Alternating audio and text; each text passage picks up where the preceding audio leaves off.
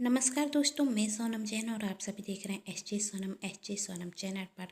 आप सभी का स्वागत है। दोस्तों, आज की कहानी है हे भगवान कैसी बहू दी है तूने मुझे, सास के ताने अनोखी कहानी। यदि आप सभी को ये कहानी पसंद आए तो आप सभी मेरे चैनल को सब्सक्राइब कर दीजिएगा और हाँ, जो पास में बेल आइकन का बटन है उसे प्रेस करना बिल्कुल ना भूलें, क्योंकि उसी से मिलेंगे आप सभी को मेरी आने वाली हर कहानी की नोटिफिकेशन। कहानी पसंद आने पर वीडियो को लाइक जरूर कीजिएगा, क्योंकि जब आप करते हैं वीडियो को लाइक तो मुझे मिलती है नई नई कहानियाँ लिखने के लिए प्रेरणा। और हाँ, कहानी को अपनों के साथ शेयर करना बिल्कुल ना भूलें। तो चलिए कहानी शुरू करते हैं।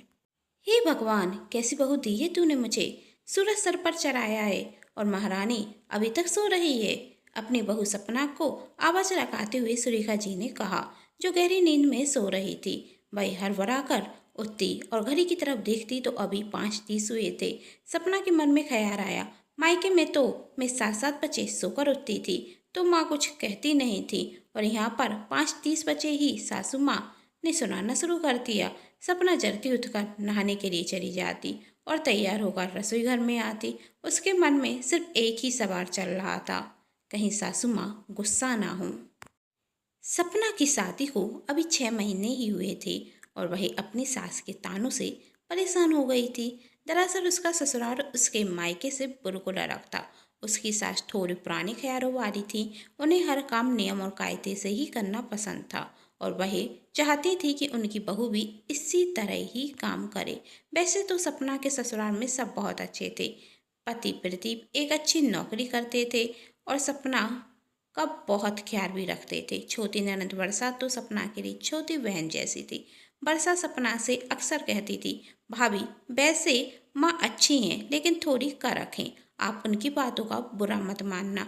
बाहर से कड़क हैं लेकिन अंदर से बहुत मुलायम है। मेरी माँ, धीरे धीरे आप उन्हें समझ जाएंगी।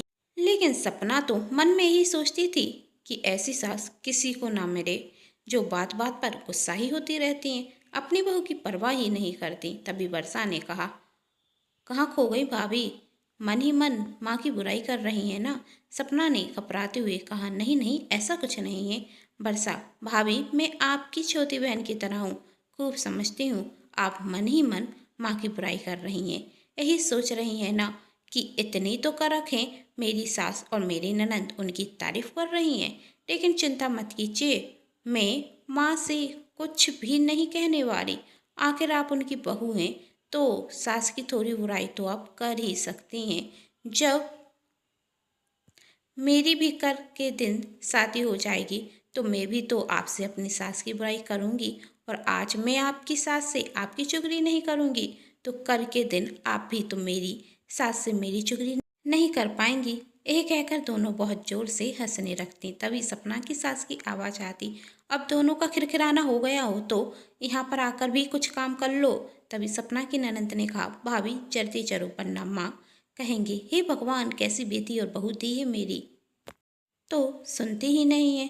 यह सुनकर सपना के चेहरे पर हल्की सी मुस्कान आ जाती और सपना सोचती, कितनी खुशनसीब हूँ मैं कि मुझे छोटी बहन की तरह एक अच्छी ननद मिली है। लेकिन सुरेखा जी जैसी सास पाकर वह बहुत दुखी थी।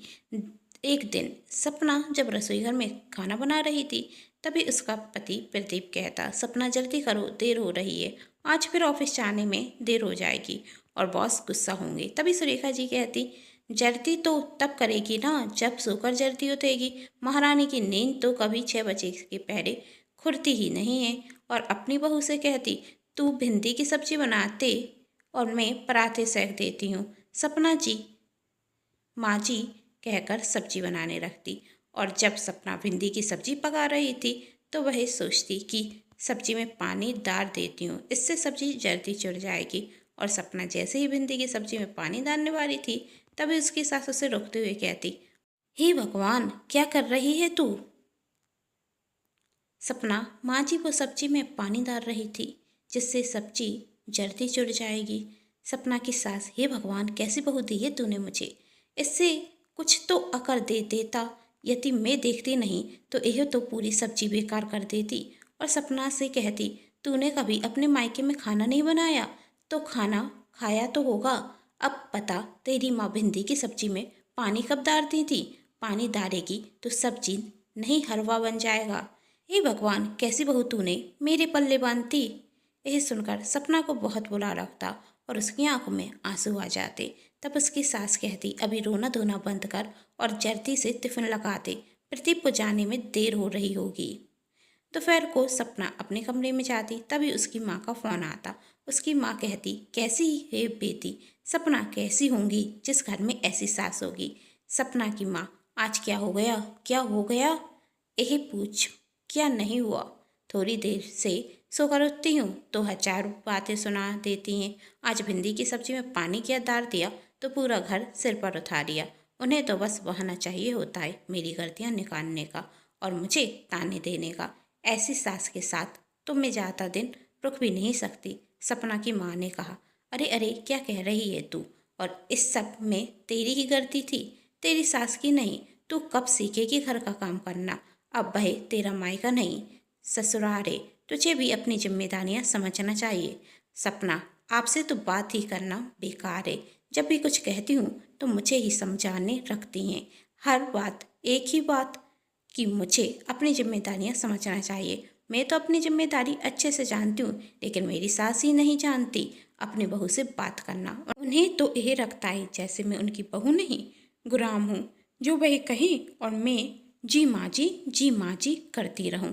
इस तरह कुछ दिन निकल गए और एक दिन जब सपना अपनी सास के साथ रसोई में काम कर रही थी, तभी उसकी ननद आती और कहती, भाभी, यह लो सिर दर्द की दवाई।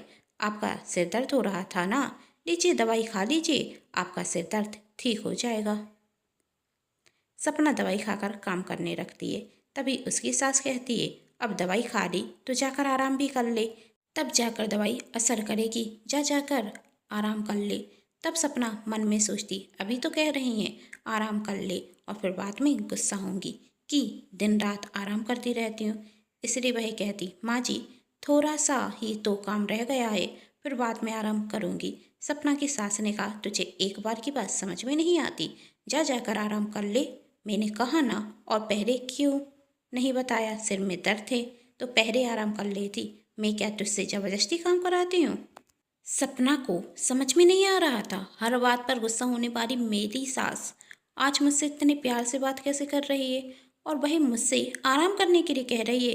हे भगवान, आज मेरी सास को क्या हो गया? कहीं बदल तो नहीं गई? मन में सोचते हुए सपना अपने कमरे में जाकर सो जाती। सपना गहरी नींद में सो रही थी। उसकी सास जब उसके कमरे में जाती तो वह देखती कि सपना बहुत गहरी नींद में सो रही है, इसलिए वह उसे जगाती नहीं और रात के खाने की खुद अकेले ही तैयारी करने लगती। तभी सपना की सास की पड़ोस की कुछ सहेलियाँ आती। सुरेखा, अरे ओ सुरेखा कहते हुए घर के अंदर घुस जाती और जब वह देखती कि सुरेखा जी रसोई घर में अकेले काम कर रही हैं, तभी सुरेखा जी की एक दोस्त ने पूछा, बहू कहाँ गई? मायके गई है क्या? दिख नहीं रही। सुरेखा जी, अरे नहीं नहीं, वही तो अपने कमरे में सो रही है। तभी सुरेखा जी की एक दोस्त ने कहा, यह कैसा जमाना आ गया, तू अकेली रसोई घर में काम कर रही है और तेरी बहू आराम से सो रही है। सुरेखा जी ने कहा, नहीं नहीं, सुबह से ही उसके सिर में दर्द थे तो मैंने उससे कहा कि जाकर आराम कर ले और दवाई खाने के बाद उसे गहरी नींद आ गई, इसलिए मैंने उसे जगाया नहीं। सुरेखा जी और उनकी सहेलियों की आवाज़ सुनकर सपना की नींद भी खुल जाती और वह अपने कमरे में से अपनी सास और उनकी सहेलियों की बातें सुन रही थी। तभी सुरेखा जी की दोस्त ने कहा, अरे सुरेखा, तू तो बड़ी सीधी है, यह सब तो बहू के नाटक हैं। उन्हें घर के काम न करने पड़े इसलिए कभी सिर में दर्द होता है तो कभी हाथ पैर दर्द होते हैं तो कभी तो बुखार ही आ जाता है, जिससे महीने महीने भर वह काम नहीं करती और सास को काम करने पर मजबूर कर देती। हाय रे, हम लोग क्या बहू है, इसलिए लेकर आए थे कि वह महारानी आराम करें और हम काम करते रहें। अब इस बुढ़ापे में भी घर के काम ही करने होंगे क्या हमें? तभी दूसरी दोस्त विमला ने कहा, सही कह रही हो बहन, ऐसी ही होती हैं आजकल की बहुएं। मेरी बहू को ही देख लो, मेरी बहू है हर 2 दिन में कोई ना कोई बहाना कर कर सो जाती हैं और मैं अकेले घर के काम करती रहती हूँ। आजकल की बहुओं के तो नखरे ही रखें और घर के काम ना करने पड़े, इसलिए हर दिन नए नए नाटक करती ही रहती हैं और यदि थोड़ा कुछ कह दो तो ऐसी बातें करती हैं जैसे हम उनकी सास नहीं, वही हमारी सास है। अरे, हमारा ज़माना था कि सास के आगे मुंह नहीं खुलता था, और आजकल की बहुओं की तो जवान कैंची की तरह चढ़ती है। अरे, हम तो सुबह सास के उठने के पैर उठते थे और सास के सोने के बाद सोते थे। और तू ही देख ले, तू यहाँ पर काम कर रही है और वही महारानी आराम से सो रही है। बहू को बिल्कुल भी शर्म नहीं है। मन से ही सोच लेती कि सासू माँ जब काम कर रही हैं तो मैं कैसे सो जाऊं, पर इन्हें कहाँ शर्म है। यह तो चाहती हैं कि सास काम करे और हम आराम करें। यही सब बातें जब सपना सुनती तो उसे बहुत बुरा लगता और वह सोचती, आखिर मैं कहाँ बहाना बनाकर सोती हूँ। आज सच में सिर में बहुत दर्द था, फिर भी सासू माँ से कुछ नहीं कहा और उनके साथ बराबर काम करवा रही थी। उन्होंने ही तो कहा था जाकर आराम कर ले, इसलिए आराम करने आ गई और नींद लग गई। अब होश नहीं था तो जगा देती। वैसे तो बहुत गुस्सा होती हैं, लेकिन आज क्यों उठाती? आज तो उनकी सहेलियों को घर पर आना था ना, और इससे अच्छा मौका थोड़ी ना मिलता उन्हें यह दिखाने का कि मैं आराम से सोती हूँ और वही अकेले घर का पूरा काम करती हैं। अब समझ में आ गया कि मेरी सासू माँ आज मुझसे इतने अच्छे से बात क्यों कर रही थी। मुझे लगा कि उन्हें मेरी परवाह है, लेकिन उन्हें क्यों मेरी परवाह होगी। अब देखना, थोड़ी देर में मेरी बुराई करना शुरू कर देंगी। कहेंगी अब क्या कर सकते हैं, हे भगवान तूने भी मुझे कैसी बहू दे दी जो दिन भर आराम करती है और मैं अकेली घर का काम करती हूँ। अरे क्या बताऊँ, यह तो एक भी काम ढंग से नहीं करती। अब शुरू हो जाएंगी मेरी बुराई करना। कहने दो मुझे भी, कोई फर्क नहीं पड़ता, सपना ने मन में सोचा। तभी सुरेखा जी अपनी सहेलियों को फटकारते हुए कहती, क्या फालतू की बातें कर रही हो तुम लोग। तुम सबकी बहुएं होंगी ऐसी, पर मेरी बहू ऐसी बुरकुल भी नहीं है। वही तो सुबह 5 बजे उठकर सबसे पहले घर की साफ सफाई करती है और फिर सबके लिए चाय नाश्ता बनाती। इतना सुनते ही सपना को तो अपने कानों पर विश्वास नहीं हुआ। वह सोचने लगी कहीं मैं कोई सपना तो नहीं देख रही हूँ। और वहाँ सुरेखा जी अपनी सहेलियों से कहती, आज भी मेरे साथ मेरी बहू बराबर काम करा रही थी। वही तो मैंने ही कहा उससे जाकर आराम करने के लिए, फिर भी कह रही थी नहीं माँ जी, आप अकेले कैसे काम करेंगी, मैं आपकी मदद कर देती हूँ। लेकिन मेरी ही जिद थी, इसलिए जाकर वही सो गई। तभी सुरेखा जी की एक दोस्त कहती, अरे बहू को इतना सिर पर भी मत चढ़ा, धीरे धीरे अपने रंग दिखाने लगेगी। अभी सिर्फ तेरे बेटे की शादी को 6 महीने ही तो हुए हैं। देखना इस तरीके से तू उसे आराम करने देगी तो बाद में जाकर तुझे ही घर का सारा काम करना होगा, जैसे तू आज कर रही है। अब क्या बुढ़ापे में यही सब काम करेगी। सुरेखा जी ने फटकारते हुए कहा, बस करो तुम लोग, कब से अपनी बकवास कर रही हो। क्या आजकल की बहुएं कह रही हो। आजकल की बहुएं कहने से पहले जरा आजकल की सास को भी तो देख लो। बहू को आए 6 महीने नहीं हुए और मेरा बुढ़ापा आ गया। बुढ़ापा आया होगा तो तेरा आया होगा। अरे जब तक मेरी बहू नहीं आई थी तो मैं ही अकेले घर के काम करती थी। तो एक दिन उसकी तबीयत ठीक नहीं तो मैं अकेले घर का काम करूँगी तो कौन सा पहाड़ तुझ जाएगा। क्या बहुएं आराम नहीं कर सकती।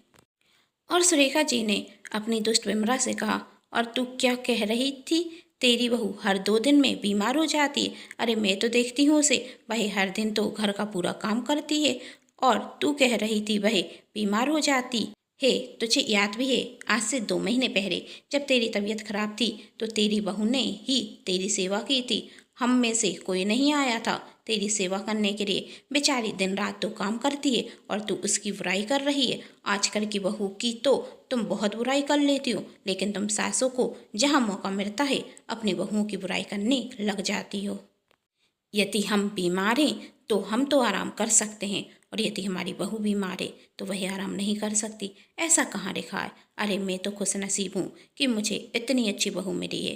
तुम सब कब से पूछ रही हो मेरी बहू कहाँ है, वह कोई काम नहीं कर रही है, लेकिन किसी ने यह नहीं पूछा मेरी बेटी कहाँ है। वह भी तो मेरा हाथ बता सकती है। और तुम सब क्या कहती हो, तुम्हारी बहुएं घर का काम नहीं करती। अरे जब तुम यहाँ पर बैठकर अपनी बहुओं की बुराई कर रही हो ना, तब तुम्हारी बहुएं तुम्हारे घर का काम कर रही हैं, वही तो अपना घर छोड़कर आती हैं और हमारे घर को अपना लेती हैं, लेकिन तुम जैसी सासें हमेशा अपनी बहुओं की बुराई करती रहती हो। हे भगवान, ना जाने तुम जैसी सासें कब सुधरेंगी। सुरेखा जी की बातें सुनकर उनकी सभी सहेलियों को अपना कोई ना कोई काम याद आ जाता और वहाँ से चली जाती। और सपना, जो अपनी सास को दुनिया की सबसे बुरी सास कहती थी, आज उसके विचार बदल गए थे। आज वह मन ही मन अपनी सास को दुनिया की सबसे अच्छी सास कह रही थी। सुरेखा जी की सहेलियां के जाते ही साथ सपना अपने कमरे में से दौड़ कर आती और अपनी सास से कहती, माँ जी, मैं आपको कितना गलत समझ रही थी, लेकिन आप तो कितनी अच्छी हैं। सुरेखा जी ने कहा, रहने दे, मेरी कुछ ज़्यादा तारीफ मत कर और मुझे मक्खन लगाने की तो बिल्कुल भी ज़रूरत नहीं है। इस बार सपना को अपनी सास की बातों पर गुस्सा नहीं, हंसी आई और सुरेखा जी ने अपनी बहू को गरम गरम चाय देते हुए कहा, गरम गरम चाय पी ले, सिर दर्द में आराम मिलेगा। तब सपना ने कहा, मेरा सिर दर्द तो कब का ठीक हो गया।